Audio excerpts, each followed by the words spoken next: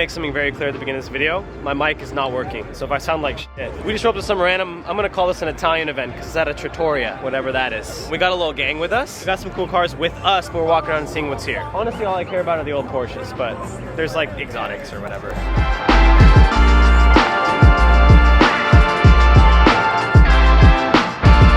Don't move, Michaela. I'm using you for the creatives, all right?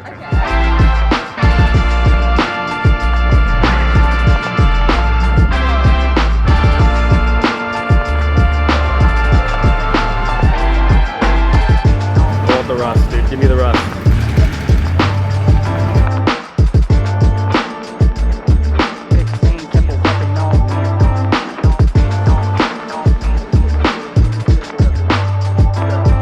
Go room like you're in a neighborhood, you know what I mean?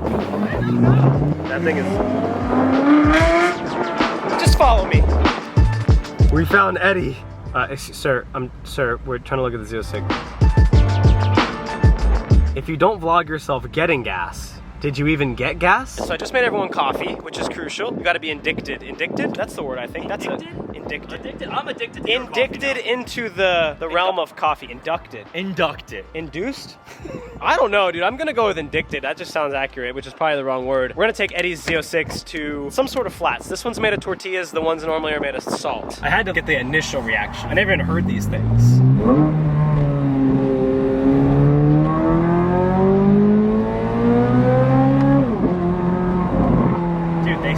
Insane. I always describe it as an angry American 458. It's so true, but like way faster. Yes, 670 horsepower. That was my biggest complaint with the regular C8, where it makes good power, like 495, but then it just runs out of revs. And like after driving GT3s, Ferraris, Lambos, like I want more revs. Yeah. What's redline on that car? Like 7,000 maybe? No, I think it's under that. Yeah, it's like 6,000 something. You're right, you do just pop through the gears. Yeah. Z06 first bath. A little bit of water 40 in a Z06. This is so good. Things you don't usually see. She's built tough. No, that's Ford. I know. This is so good. Classic. The Z06 is also a boat.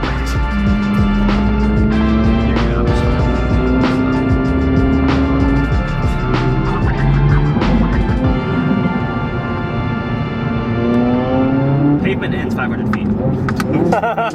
Just on its brakes.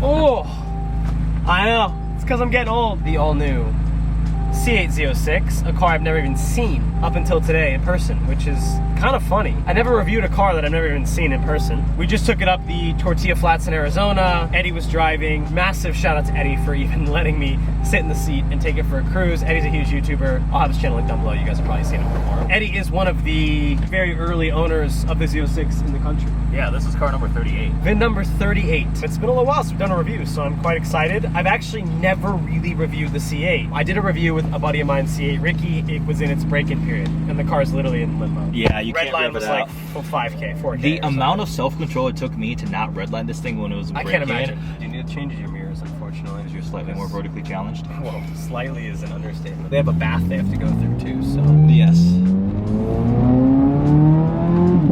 God, the transmission is hard. Yeah, that first and second gear change is punchy. Every time too, I think that when I drove the C8 regular, I was just, I wasn't really enjoying the car, but my first thought was, wow, this transmission is insane. It needs some more weight. On the actual paddle shifter? Yeah, they click so lightly, which I did own an NSX, and that paddle's literally plastic, so.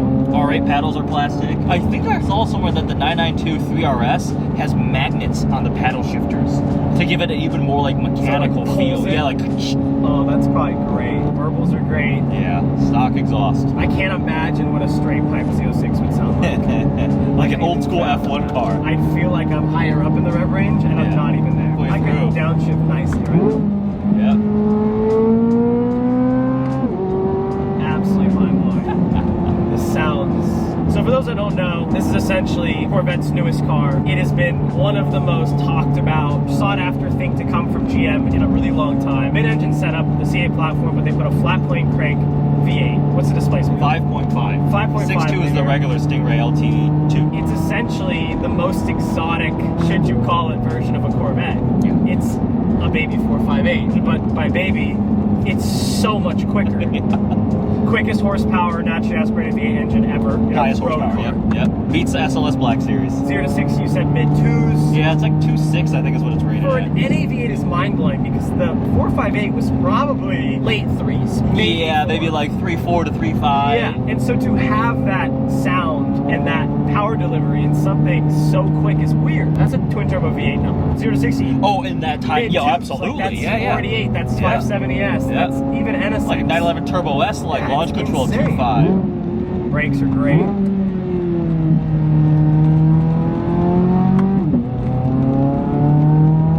It takes a while for your head to wrap around like the capabilities of this car. Yeah.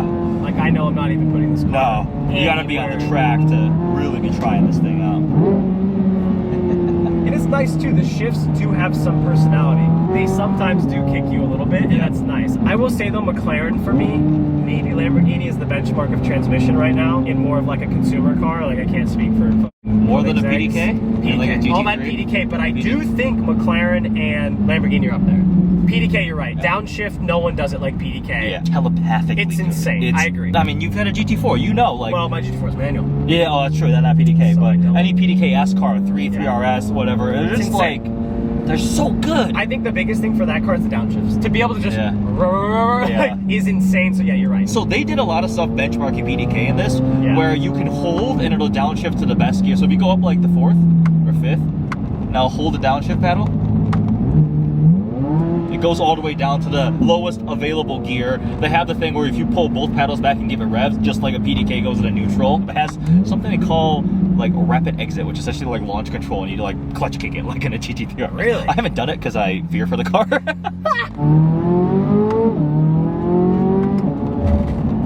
Oh no, we don't want to kill squirrels today. Steering wheel's got kind of a lot of travel to like full crank it. Yeah, square steering wheel. How do you feel about that? I like it. I don't mind it. I think it's cool. Some people I get don't real like, upset about it. I don't like that it goes up. I wish it was just square, like Yeah. more like a loft.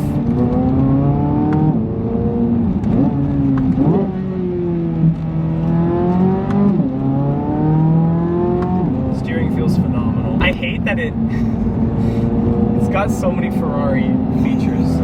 Steering's a lot more heavy than Ferrari, Yeah. but Ferrari's extremely direct. The mid-engine setup, the engine, it's just an American Ferrari. It's so funny. I've definitely been driving a lot of twin-turbo Ferraris though. Okay, yeah, all It's the been new a while stuff. since I've Yeah. driven an NA car, so the twin-turbo Ferraris do sound a lot different. First impressions. I haven't really gunned it that much. Car's quick. I love NA engines. I love immediate power. Which, again, I do think a lot of the modern cars, turbo lag's nearly gone. Yeah. When I drove the F8 recently, no turbo lag. 720S, no turbo lag. Like all the AMG GT products, the way that Modern the turbos are turbos. set up. Yeah. Essentially no turbo lag, but even then it's never quite the same of a true naturally aspirated engine. I just love the interior of these cars. I always had a hard time with the exterior of the C8s, Okay. but this fixed all of it for me. I do wish the cockpit moved back 3 inches. Okay. It's a little too centered for me. The rear end gets dragged out a little too long. That might be because they had to put another trunk behind the engine. I'm sure it has to do with the fact that it's mid-engine. Yeah. They had to fit an engine behind us, Yeah. but I couldn't push this car to where it needs to be if I tried. Yeah. Like when they release a Nürburgring time on this car, it's Yeah. gonna blow our minds. Yep. And it's gonna be faster than all the cars I've driven anyway that feel faster than this car on a canyon like this. All right, there, Tiger. I'll come find you. Slowly. I'll drive safe, I promise. As far as trees hanging into the road, stay close to the center for you. Watch out for the boulders and trees. We won't scrape the plants.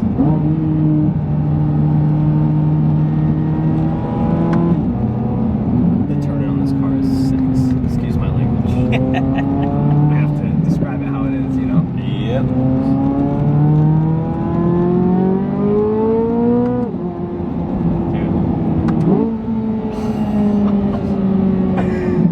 Oh, the amount of personality in a car that came out in 2023 is very impressive. Yeah. I got a passenger ride along in 2021 with some pre-production camo cars. Yeah. I drove the right there and left it. I was like, yeah, I need to get it. I need one of these. Immediately, I'm just like, Chevy, when this comes out, I would like to order one. I can't imagine with a Chevy driver. Yeah. When I can, I would like one. Yes. As soon as it becomes available, may I please buy? It's so fast. So capable. The fact you got to track it too. Oh yeah. So wait, you tracked a different one? On the media drive, before I even took delivery of mine, we were at Pittsburgh Raceway. We got to drive non-Z07 cars, Z07 cars on the road, then on the track. Did you notice a difference between the packages? Yeah, the Z07 definitely has higher threshold. PS4S was Cup 2Rs. Cup 2R is way stickier once you're up to temperature. But honestly, even the regular Z06 without the Z07 was so tremendously capable. Yeah. It was just, and you get comfortable in the car very easily. It's balanced. And it just goes, and it was addictingly fun. I love mid-engine cars as well. Me too. NSX mid-engine. Yeah. GT4 was mid-engine. Like, I chose a mid-engine Porsche over the blueprint. 911, yeah. Like, I am such a fan of the 911, but Yeah. the way mid-engine performance cars drive is like nothing else. So you gotta get yourself a GT4 RS. That's like the pinnacle for me. But this was faster than a 4RS. I know, but I'd be curious to see what's more enjoyable to drive. Yeah, I agree. And there's something I'd say from a collector's standpoint, road feedback, driving experience, I don't know. I'd have to drive both, but Yep. the GT4 RS looks insane. Some people have even said it's too much for the road. They said it's... Race car. Yeah, it's just race car. Look at the 992 GT3 RS. I The know. wing is the size of the entire state of Arizona. If Whoa. you didn't know that 992 was making a 3RS, Yeah. you'd think it was a cup car. Oh that yeah, just was yeah. on the road. They're just like, oh, somebody just took a race car and put a paint job on it, and now it's on the road. Crazy. And I do think there's pros and cons to that. Like when I drove the .2 3RS, I felt like I was doing the car an utter disservice. Because you weren't properly using it on the track. It just almost felt like stupid. I drove it with a perf, which is Yeah. also an extremely capable car on track with the ALA system and all those things. Like I've actually had friends who have taken that car in the canyons and said it's one of the most impressive cars I've ever driven. So From well. downforce, body roll, like it's insane. Yep. And yet it felt so much more usable on the road. Like I could see myself driving a perf with comfort seats every day. Daily drivable, The 3RS track is just, oriented. I don't know. Yeah. It's a little much. It felt lacking for me on the road. Whereas this is the sweet spot. I'm sure on a track this feels like a proper driver's car. And on the road, on our way here, it was mellow, and in the canyons, it's beautiful.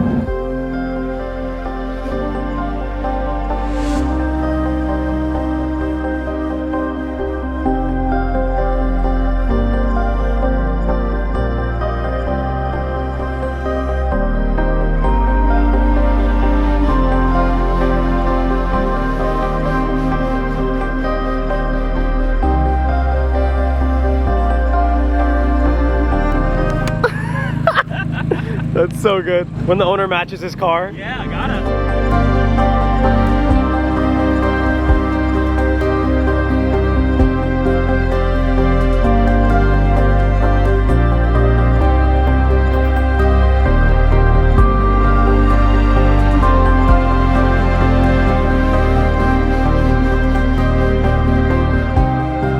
Oh, my first experience with a C8. Like I'm not even gonna consider my first one. I'm in love with it. The Z06 is arguably the best car for the money if you don't pay $100,000 dealer markup.